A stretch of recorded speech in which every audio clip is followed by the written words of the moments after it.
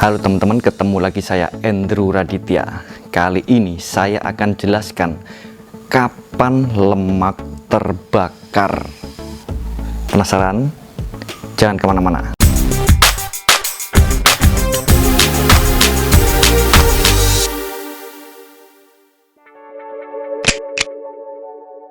Mungkin kalian sering dengar kalau saya itu sering bilang yang terpenting itu insulin. Puasa, insulin puasa, insulin puasa, insulin puasa. Nah, kali ini saya akan jelaskan lebih rinci lagi. Walaupun nggak sedetil kalau yang jelaskan dokter ya, paling nggak kalian bisa paham garis besarnya. Oke? Lemak terbakar dari mana? Ini berawal dari mata, lalu turun ke hati. Jadi gini, saya akan mencoba menjelaskan dengan gambar. Ya, paling nggak membantulah ya, visual, audio. Nah, gambar ini visualnya, walaupun saya bukan pelukis murahan, saya sebenarnya pelukis mahal, cuman nggak laku. Jadi ya, langsung aja. Yang harus kalian ketahui terlebih dahulu adalah organ dalam tubuh kita. Yang paling simpel adalah pankreas, hati, otot, sel lemak atau adipose cell, dan pembuluh darah. Pada umumnya, kadar gula darah normal ada pada kisaran 4-6 milimol per liter. Tahu nggak seberapa? 4-6 milimol per liter. Itu sedikit lah pokoknya. Di dalam hati terdapat mitokondria yang umumnya dari situ kita mendapatkan energi dari siklus Krebs atau Krebs cycle. Kenapa hati itu penting? Karena kalau nggak punya hati ya nggak sayang. Jadi gula ini bisa disimpan dalam bentuk glikogen, atau glikogen itu susunan gula seperti Lego gitulah, disusun jadi susunan gula, namanya glikogen. Nah, mayoritas glikogen disimpan di hati. Misalkan kita punya simpanan gula berupa glikogen dalam hati sebanyak 50 gram. Glikogen bisa berubah menjadi glukos 6-fosfat, dan glukos 6-fosfat bisa berubah menjadi glukosa dan kembali ke aliran darah. Nah, sekarang bagaimana glikogen bisa menjadi glukosa? Nah, disinilah pankreas bekerja. Padahal nggak digaji, tapi tetap aja kerja dia, rajin pankreas ini. Kalau kadar gula darah menurun, maka pankreas akan merespon dengan memproduksi hormon glukagon. Sel pada pankreas yang memproduksi hormon glukagon ini adalah alpha cell. Dan glukagon ini hormon katabolik atau hormon untuk memecah nutrisi, yang dalam hal ini glikogen dipecah menjadi gula. Inilah sebabnya walaupun kita puasa, tidak makan, tetap kadar gula darah itu nggak sampai 0. Kalau 0 ya koit. Meok.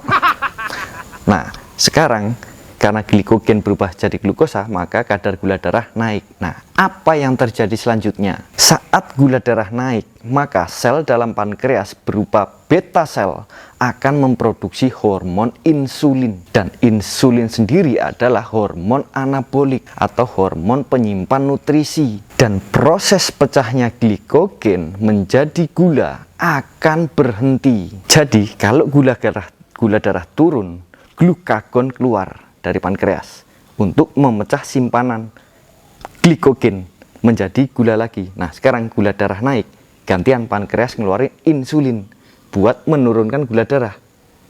Seperti itu. Jadi ini regulasi yang menyehatkan. Tapi bukan terus glukagon glukosanya, gulanya habis lalu beli di Indomaret ya. Ya nggak bisa gitu, nggak ada yang jual. Nah, proses ini, insulin dan glukagon ini namanya glikogenolysis atau glikogenolysis. Kalau bahasa Surinamenya begitu. Nah, sekarang kalau 50 gram tadi sudah habis, apa yang terjadi selanjutnya? Nggak beli ya. Ini di dalam tubuh, karena ini yang dimaksud dengan kecerdasan tubuh. Nah, apa yang terjadi? Saat simpanan glikogen habis dan gula dalam darah sudah terpakai untuk sumber energi, maka glukagon bisa mengalir melalui pembuluh darah menuju sel lemak dan sel otot. Di dalam sel lemak, trigliserida akan dipecah menjadi asam lemak dan gliserol. Asam lemak bisa masuk ke dalam siklus Krebs menjadi asetil-CoA untuk menjadi sumber energi, dan gliserol akan berubah menjadi glucose 6-phosphate dan dapat menaikkan kembali kadar gula darah. Sedangkan dalam sel otot, glukagon dapat memecah protein yang dalam hal ini umumnya adalah alanin untuk dipecah dan berubah menjadi pyruvate untuk selanjutnya menjadi energi. Disitulah lemak terbakar. Mungkin ada yang bertanya-tanya, wah nanti kalau protein kepecah juga jadi sumber energi, ntar otot menyusut dong. Ya nggak gitu juga. Protein yang paling umum dijadikan sumber energi untuk menjadi pyruvate ini alanin. Alanin ini non-esensial protein. Artinya tubuh kita bisa memproduksi alanin. Seperti itu. Untuk otot yang paling penting ya esensial amino acid. Kalau yang non-esensial seperti alanin, ini kan kita bisa produksi. Bukan beli ya, kita produksi. Seperti itu, bukan bikin dari tanah liat juga, bukan. Ini bagian dari kecerdasan tubuh. Tapi supaya protein yang lainnya yang penting-penting nggak dipecah juga, ya jangan melakukan kegiatan atau latihan atau olahraga dengan intensitas tinggi. Bingung, intensitas tinggi, bukan hit workout yang kalian lihat pada umumnya itu ya, yang kayak setengah zumba itu, bukan. Hit workout, high intensity interval training, ini latihan yang berat, keras dengan jeda yang sangat singkat. Misalkan sprint. Nah, jangan sprint atau lari setengah jam, nah, itu jangan. Pingsan nggak ada yang bangunin. Oke? Proses terpecahnya protein ini disebut dengan proteolysis. Sedangkan terpecahnya lemak disebut dengan lipolysis. Dan proses terbentuknya gula dari sumber non-karbohidrat itu disebut gluconeogenesis. Yang perlu diperhatikan di sini adalah proses ini atau gluconeogenesis ini akan stop saat ada insulin. Walaupun sedikit, proses itu akan berhenti karena insulin ini bekerja sebagai inhibitor. Itulah sebabnya kenapa saya selalu bilang insulin. Dan puasa. Nah, puasa ini buat apa? Bukan lalu puasa lalu kita latihan nggak makan dulu ya nggak gitu juga. Kan kita butuh memaksimalkan energi buat latihan. Kenapa kok puasa aja? Ya aktivitas seperti biasa, bukan yang hit tadi, bukan. Supaya protein nggak nyampe kemana-mana, ya itu aja. Atau bahkan dari lemak saja, seperti itu. Jadi terbakarnya lemak ini bukan kayak kalian ngerebus air ya, terbakar terus sampai airnya habis atau sampai lemaknya habis, ya nggak gitu.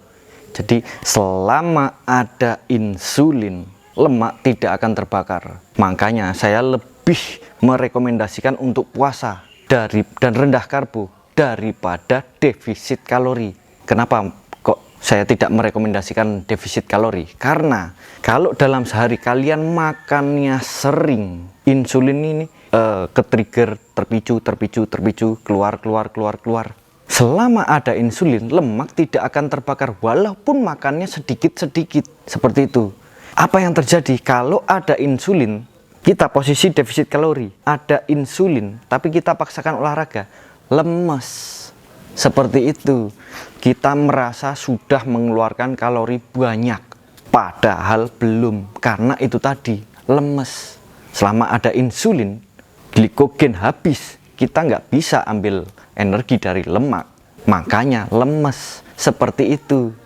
Jadi bukan sekedar defisit kalori. Oke, di sisi lain, saat kita makan, maka pankreas akan memproduksi hormon insulin. Ya karena kadar gula darah pasti naik ya. Jadi kalau kita makannya banyak karbohidrat atau gula, karena karbo juga menjadi gula, ini akan memicu pankreas untuk memproduksi insulin ini maksimal. Jadi saat kita konsumsi gula, insulin ini akan melonjak. Sedangkan protein ini akan lebih rendah. Lemak lebih rendah lagi, sekitar 3-4%-nya aja. Dan lemak dianggap netral terhadap insulin. Jadi kalau makannya lemak saja, ya lemak nggak akan tersimpan. Jadi yang menyimpan nutrisi menjadi lemak karena berlebih, jadinya itu lemak. Mau itu karbohidrat kamu dan protein kalian makan banyak-banyak. Kalau berlebihan, selama ada insulin, disimpannya jadi lemak, seperti itu. Makanya saya selalu bilang puasa panjang, itu ceritanya. Dan rendah karbo. Kenapa? Yaitu tadi insulin. Dan setiap orang bisa berbeda-beda. Ada yang mungkin dipicu nasi sedikit aja udah langsung insulin melonjak. Kayak saya misalkan, saya makan semalam, saya makan kue putu ayu namanya. Udah putu ayu lagi. Itu pagi-pagi bangun tidur, nih langsung jerawat nongol. Kok hubungannya sama jerawat? Ya itu, jerawat ini juga sebagai salah satu patokan seberapa sensitif insulin kalian. Seperti itu. Tapi ya setiap orang kan berbeda-beda. Ada yang makannya banyak juga nggak ada jerawatnya, ada juga. Seperti itu. Jadi ya pinter-pinter kalian eksperimen terhadap diri sendiri. Eksperimen yang sehat.